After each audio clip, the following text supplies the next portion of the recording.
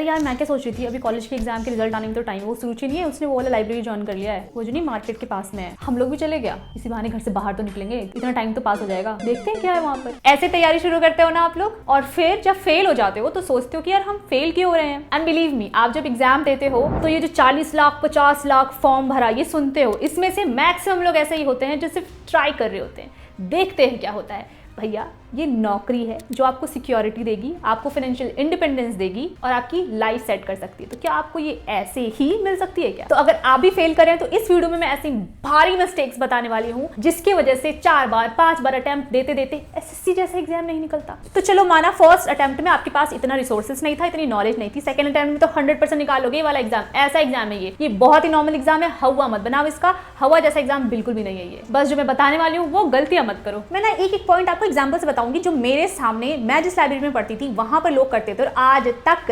तैयारी ही कर रहे हैं। मुझे जॉब करते हुए 3 साल हो गए, 3.5 साल हो गए हैं। They are still preparing. I sometimes feel कि यार कितना ज्यादा पेशेंस है इसके अंदर। मैं अगर इनकी जगह होती तो शायद मैं कुछ और कर लेती, मैं शादी कर लेती, लेकिन मैं इतने टाइम तक तैयारी तो नहीं कर सकती थी। But what I notice what they are doing, वो मैं आपको बताने वाली हूँ। फर्स्ट इज जो फॉर्म आ गया उसकी तैयारी करने लगना। आप अपने आसपास सच सच बताओ, ऐसे बहुत सारे लोग आपको दिखते होंगे लाइब्रेरी में, तो लाइब्रेरी वाले भैया या कॉम्पिटिटिव एग्जाम की तैयारी करने वाले भैया आपके मोहल्ले में या कहीं ना कहीं आसपास एक जरूर होगा जो सालों से तैयारी कर रहा है। उससे पूछो भैया क्या कर रहे हो, अरे अभी इसका फॉर्म आया ना उसको भर रहे हैं। ऐसे नहीं होता है बेटा।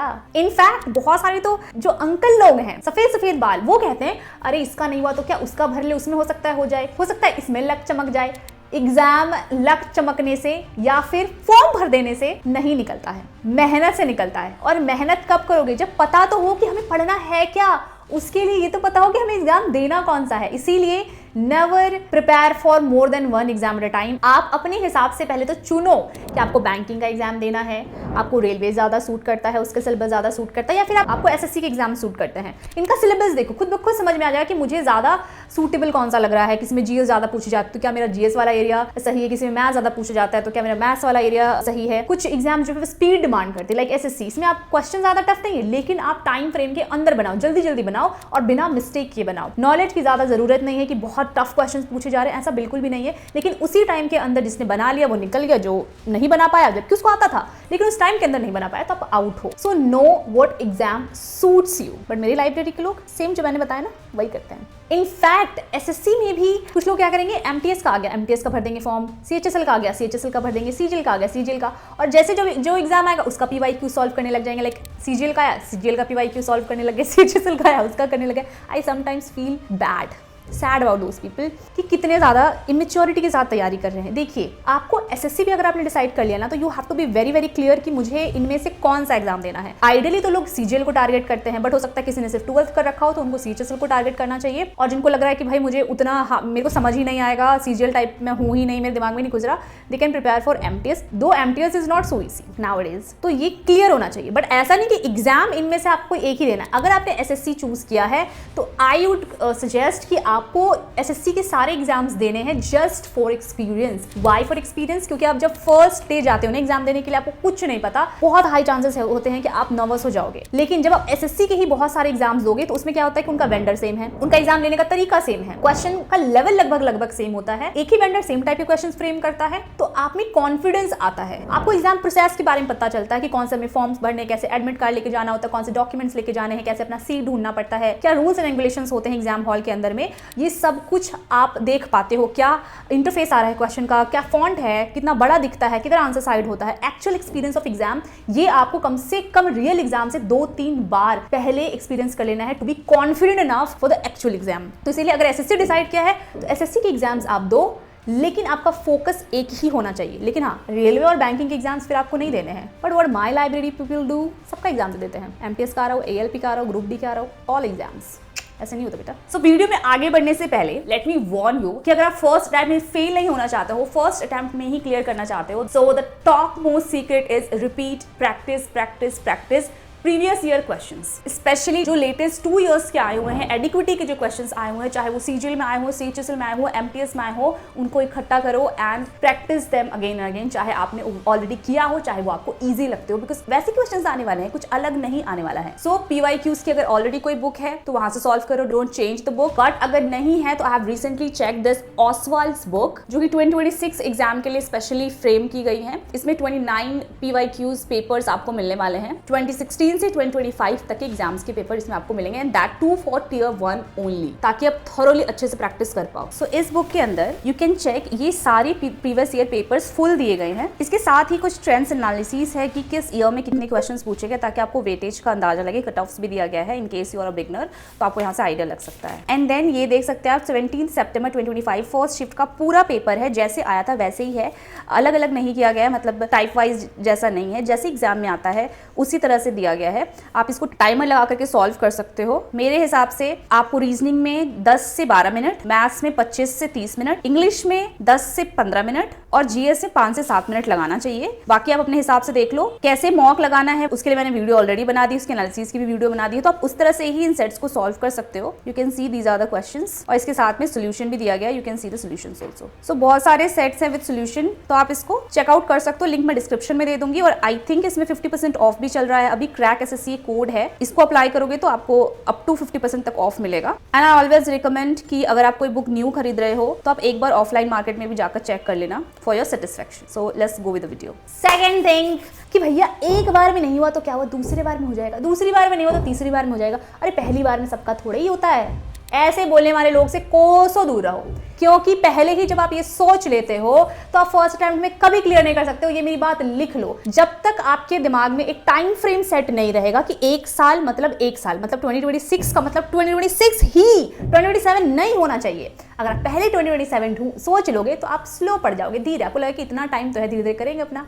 नोप, हो सकता है आपका 2026 में ना हो, 1% chance. Like I did my 100% in 2019, I felt like I am doing my 100%, but I didn't, लेकिन मैं उसमें फेल कर गई थी। देन आई रियलाइज कि okay, so I was doing this and that mistake, उसको मैंने करेक्ट किया। And then in 2020 I was pretty sure कि मेरा इस बार हो ही जाएगा। आई वॉज टू कॉन्फिडेंट, क्योंकि मेरा बहुत कम मार्क्स 2019 में रह गया था। I had analysed all my mistakes. So हो सकता है कि आपका ना हो फर्स्ट अटेम्प्ट में इन 1% केस, बट आपको कभी फील नहीं करना है कि अच्छा इस बार हो, मेरा नहीं होगा, या हो नहीं हुआ तो चलेगा। मेरे को कभी ऐसा फील नहीं हुआ कि मेरा 2019 में नहीं होगा। मैंने एग्जाम देकर के भी आ गई थी तो भी मुझे ये फील नहीं हो रहा था, एंड आई नेवर थॉट कि मेरा फर्स्ट अटेम्प्ट में नहीं होगा। सो ये फीलिंग आनी ही नहीं चाहिए थ्रू आउट द प्रिपरेशन कि मेरा इस बार नहीं होगा, बट ये ऑनेस्ट होना चाहिए। ऐसा नहीं कि आप पढ़ ही नहीं रहे हो और आपको ऐसा लग रहा है कि मेरा नहीं होगा। अपनी परफॉर्मेंस को एनालाइज करके आपको लगना चाहिए कि नहीं मेरा तो हो जाएगा। और ऐसे जो लोग कहते हैं अरे क्या हो गया, इतनी जल्दी सरकारी नौकरी थोड़ी लगती है, 5-6 साल तो लग जाता है, बोलो भैया चुप रहो, तुम्हारी हो सकता है लग जाए, मेरी तो पहली अटेम्प्ट में होगी।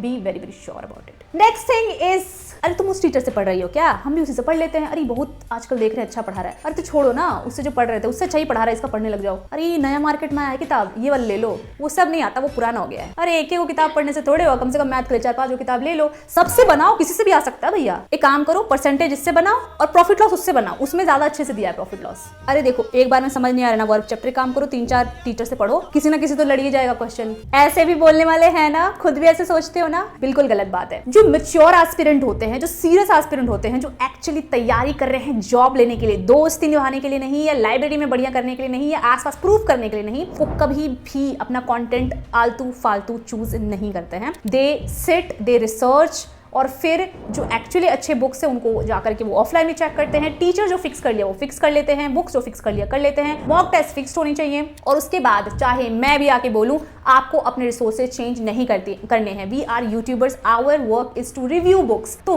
बुक रिव्यू करना इज अ डिफरेंट थिंग, और अपने सोर्सेज मेरे बात पर आकर के चेंज कर लेना हाईली नॉट रिकमेंडेड। अगर आपको आपकी कहीं से सॉल्व कर रहे हो, अगर आपको कोई बुक सही लग रही है, लाइक राकेश यादव की बुक आपको सही लग रही है, आपके मार्क्स आ रहे हैं मॉक में, आपको लग रहा है कि हाँ पीवाईक्यूज भी सॉल्व कर पा रहे हो, then what is the need to change that book? No need, stick on that book। चाहे अब कोई कुछ भी बोल रहा हो कि ये लेटेस्ट आ गया, वो लेटेस्ट आ गया, सिर्फ लेटेस्ट से कुछ नहीं होता। मैक्सिमम बुक्स में पीवाईक्यूज ही होते हैं, चाहे कोई सा भी सब्जेक्ट हो। Solve that only, and teacher should match your mind set, your learning capacity. ऐसा नहीं है कि भैया बहुत फेमस टीचर है, समझा रहा है, आपके ऊपर से निकल रहा है, कोई फायदा नहीं है उस चीज़ का। आपको टीचर ऐसा चूज करना है, फर्स्ट ऑफ ऑल रेलेवेंट पढ़ा रहा हो, आपके पढ़ने की शक्ति से मैच करता हो, एंड सिलेबस थोड़ा जल्दी कंप्लीट करा रहा हो ताकि आप टाइम पर उसको रिवाइज भी कर पाओ। सो जैसे भी आपने टीचर चूज किया, अगर आपको लग रहा है कि आपको समझ में आ रहा है, PYQ सॉल्व कर पा रहे हो, आप बुक सॉल्व कर पा रहे हो, तो समझ में आ जाता है कि मेरा टीचर सही पढ़ा रहा है। अब टीचर ने बहुत फेमस है, बहुत पढ़ा दिया, लेकिन आपसे बुक ही सॉल्व नहीं हो रहा है, इसका मतलब टीचर सही नहीं पढ़ा रहा है भैया। Only in that case you need to change your teacher. Otherwise कोई भी नया टीचर मार्केट में आ जाए, वो कोई सामान नहीं कि नॉलेज लॉन्च हुआ और हमको उसको टेस्ट करना है। This is about your career. Don't change your content so frequently, this is a very big mistake. अरे राहुल का ना एक्साइज में हो गया, साला ये लोग तो टॉपर था, इसका हो गया, मेरा क्या होगा? मेरे तो 10 में भी नंबर नहीं आए थे, 12 में भी नंबर नहीं आया था। लोग तो खाली कहने का पढ़ रहे हैं, कुछ समझ उमझ आता नहीं है। मुझे लगता है तैयारी छोड़ देना चाहिए। एग्जाम में जाकर के तो हम पूरा भकवाइए जाते हैं, यहाँ से सब करके जाते हैं, वहाँ जाके कुछ समझ में ही नहीं आता है। अरे पढ़ने तो बैठते हैं, लेकिन पता नहीं टाइम कहाँ चला जाता है। 2 घंटा बैठे हैं, सिर्फ 10 ही क्वेश्चन सॉल्व किए हैं। अरे यार आज ये वाला नहीं हो पाया, बिग बॉस देखने लग गए थे, कल कर लेंगे, इसको छोड़ो। आप भी ऐसा करते हो ना? ये जो चीज है ना, इसको कहते हैं हम लोग कॉन्फिडेंस लैक और डिस्ट्रैक्शन। एक बात बताऊं, एग्जाम सिर्फ और सिर्फ कॉन्फिडेंस से निकलता है। मैं सच बताऊं, 2019 में जब मैं फेल हुई थी ना, मेरे को पता है मैं कितना डरती थी एग्जाम देने से। मुझे सब आने के बावजूद भी एग्जाम में जाकर के मेरे सारे तोते उड़ जाते थे, जबकि मेरे साथ स्कूल टाइम में ऐसा कभी भी नहीं हुआ है। स्कूल टाइम पर हमेशा मैं कॉन्फिडेंट रहती थी एग्जाम के लिए, बट वहां पर जाकर के मेरे को ऐसा लगता है कि इतने सारे लोग बैठे हैं यार, मैं तो बच्ची सी हूँ, मैं तो सिर्फ 22 साल की हूँ, ये तो बुढ़े 28 साल के लोग, इनको तो ज्यादा आता होगा। ऐसा नहीं है, जो फ्रेशर्स होते हैं इनफैक्ट उनको ज्यादा आता है, बिकॉज वो नया नया सीखते हैं, उनका न्यू माइंड होता है, कैप्चर करने की शक्ति ज्यादा होती है, उनको रिटेन करने की शक्ति ज्यादा होती है। जो भाई एज जिनकी निकल गई, जो 3-4 साल पढ़ चुके हैं, वो वैसे ही फेडअप हो चुके होते हैं। भले उनका एक्सपीरियंस ज्यादा हो जाए, लेकिन उनको चीजें रट रट के पैटर्न में गलती करते रहते हैं वो लोग। इसीलिए कभी ये नहीं सोचो कि भाई हम तो छोटे हैं, इस वजह से हम एग्जाम नहीं निकाल सकते, हम फ्रेशर हैं, बिगिनर हैं। बिगिनर्स ही ज्यादा हर साल एग्जाम निकालते हैं। नेक्स्ट इज भाई हम तो वीक स्टूडेंट रहे हैं, this is not an excuse. मेरे सामने ऐसे बच्चे हैं जो 50% 40% लाने वाले लोग, कॉलेज से बंक मारने वाले लोग, इन लोगों का सिलेक्शन मेरे से अच्छे रैंक में हुआ है। तो ये एक्सक्यूज तो नहीं है। I talked with such a person जो मेरे बैच में है, जिनके बहुत मैथ्स में भी वीक था और इंग्लिश में भी वीक था।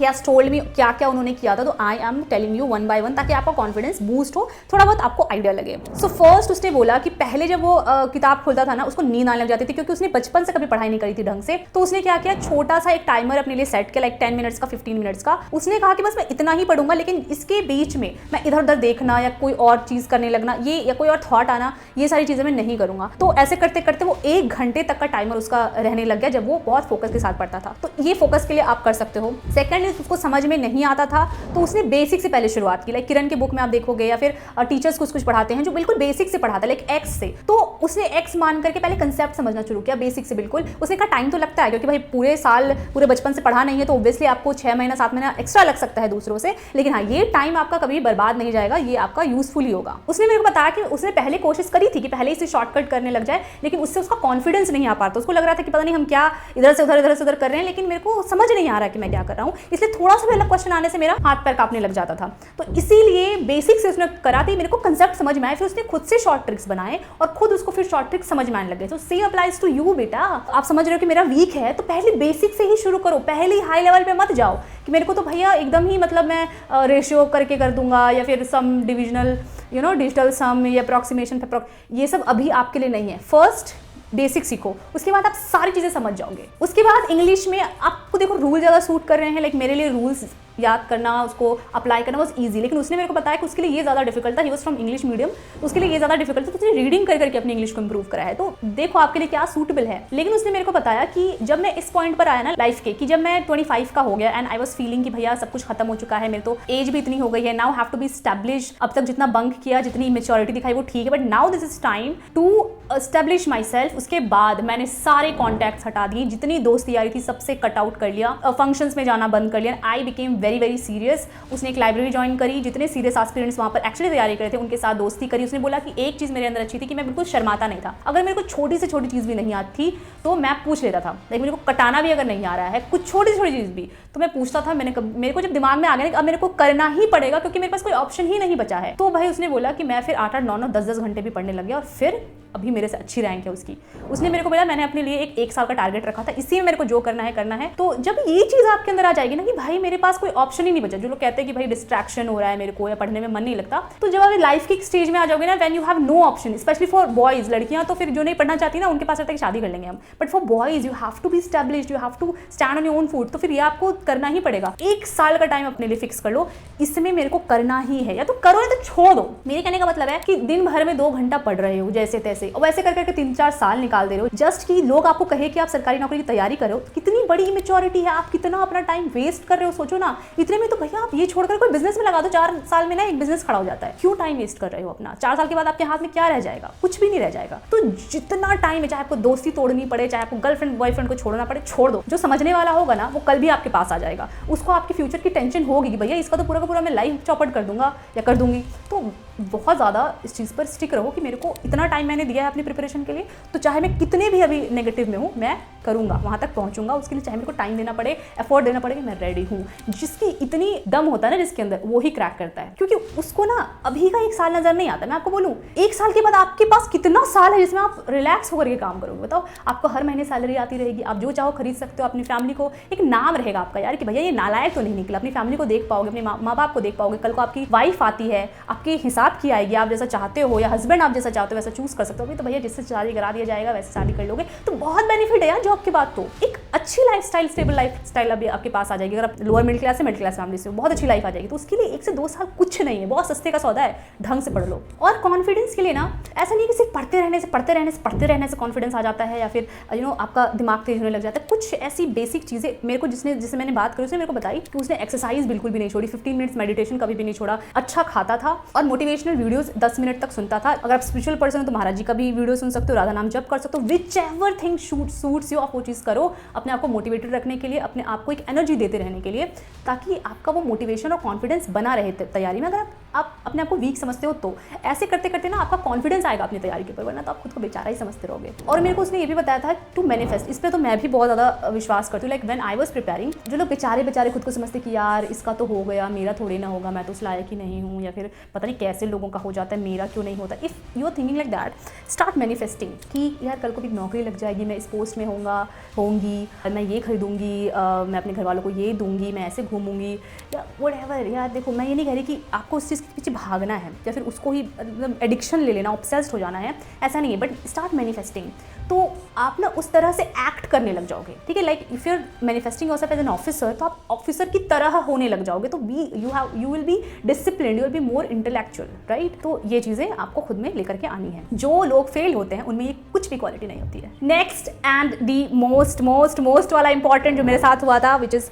मॉक। अरे पढ़ ले रहे हैं वही बहुत बड़ी बात है, मॉक वॉक कौन देने जाएगा? पढ़ रहे हैं तो एग्जाम में तो कर ही लेंगे, मॉक दे दिया उसकी एनालिसिस भी करे, इतना कौन करता हो? ये तो यूट्यूब पे बोलने वाली बातें हैं, एनालिसिस जरूरी होता है, ऐसा कुछ नहीं होता है। जितने लोग एग्जाम निकाल रहे सब एनालिसिस करते हैं क्या? 1 घंटा पढ़ गए, 1 घंटा में तो मैं और नहीं पढ़ लूंगी, कुछ याद नहीं कर लूंगी, जीएस का वाला टॉपिक बचा हुआ मैं वो कर लूंगी। अरे यार मॉक देंगे, कम नंबर आ जाता ना तो अच्छा नहीं लगता यार, इससे अच्छा तो पढ़ लेते हैं। कम नंबर आ जाएगा फिर डिमोटिवेट हो जाएंगे, फिर पढ़ने का मन नहीं करेगा, 2 दिन ऐसे ही खराब हो जाएगा, छोड़ो यार रहने दो। ऐसा ही है ना? नहीं, ये बिल्कुल गलत है। मैं भी 2019 में ऐसा ही सोचा करती थी, एग्जैक्टली ऐसा सोचा करती थी कि मॉक में अगर नंबर कम आ गए तो यार फिर पढ़ नहीं पाएंगे, फिर पढ़ने का मन नहीं करेगा, फिर छोड़ देने का मन करेगा। एनालिसिस कौन करता है भैया? एकदम गलत फहमी। मॉक देना is inevitable, you have to do it. और मॉक होता ही इसीलिए है ताकि आपका डर खत्म हो। यहाँ जितनी गलती करना है आप कर लो, कितने भी कम नंबर लेकर के आना है ले आओ, यहाँ आप इंप्रूव कर सकते हो। अगर सोचो 1 साल पहले से मॉक देना शुरू करो और इंप्रूव करते करते 1 साल के बाद आप कहाँ पे रहोगे। और अगर आप यहाँ पर आपके 200 में से 40 नंबर आ रहे हैं, उससे आप डर रहे हो, तो एग्जाम में जाकर के 200 में से 40 आएंगे तो चलेगा। जितनी गलती करना है मॉक में, जितना कम नंबर लाना है, जितना रियलिटी को फेस करना है, वो अभी कर लो। नेक्स्ट इज एनालिसिस को हल्के में मत लो, इसी से इंप्रूव करोगे। अगर एक गलती करके आप मॉक में कम नंबर लेकर के आ रहे हो, वही गलती नेक्स्ट मॉक में, फिर वही गलती नेक्स्ट मॉक में, there's no point of taking mocks then। Analysis बहुत जरूरी है, बहुत ही सीरियसली एनालिसिस करना जरूरी है। मॉक और मॉक एनालिसिस के ऊपर मेरी वाली वीडियोस देख लेना, बेहतरीन वीडियोस है, इसको देख करके दो, 100% नंबर भी बढ़ेंगे। और देखो, आज मान लो 40 आ रहा है, डर के मारे आप नहीं दे रहे हो, हटा दो इस चीज को, आप डरो लेकिन दो। जब आपके कुछ दिन के बाद, मतलब 10 दिन के बाद 50 आएंगे, तो आपको और मन करेगा कि और दें, फिर 10 दिन के बाद 60 आएंगे, फिर मन करेगा दें। और ये तब होगा जब आप एनालिसिस कर रहे होगे। तो मॉक कॉन्फिडेंस बढ़ाता है, घटाता नहीं है, इसीलिए ऐसा मत करना। और मेरी तरह तो मत करना कि भैया मॉक में कैलकुलेटर लेकर के बैठ जाता। मैं नंबर ज़्यादा है इस चक्कर में क्या करती थी, नंबर ज़्यादा है मुझे देख के अच्छा लगेगा, कॉन्फिडेंस आएगा, कैलकुलेटर लेके बैठती थी क्योंकि मेरी कैलकुलेशन खराब थी। मैं कभी कभी साइड में गूगल से सर्च कर लेती थी जीएस के क्वेश्चंस, मुझे लगता था यार ये मैं अब याद कर लूँगी ना, अगली बार आएगा तो कर लेंगे, इस बार हम जीएस कर, ये सब करती थी। एंड आई डोंट नो आप लोग ऐसा करते हो कि नहीं, बट कुछ लोगों का होता है कि मॉक में नंबर ज़्यादा हो ये देखने के लिए वो इलीगल काम भी मॉक के टाइम पे अकेले में कर लेते हैं। तो ये नहीं करना है, इसको आपको फेस करना है और फिर आगे बढ़ना है। सो आई होप फ्रेंड्स आपको ये वीडियो अच्छी लगी है। बहुत ही प्रैक्टिकल चीज़ें मैंने बताई हैं, ये गलतियां मत करना in case you are preparing for 2026 और 2027 और एनी एग्जाम्स इन फ्यूचर। ये सारी गलतियों को नहीं करोगे तो फर्स्ट एग्जाम में गया पक्का क्लियर होगा। और ये मैं तब बता रही हूँ जब मैंने खुद गलतियां करी है, उनको सुधारी है। तो चलिए मिलते हैं ऐसे इन्फॉर्मेटिव वीडियोज़ के साथ आगे भी, तब तक के लिए जय हिंद।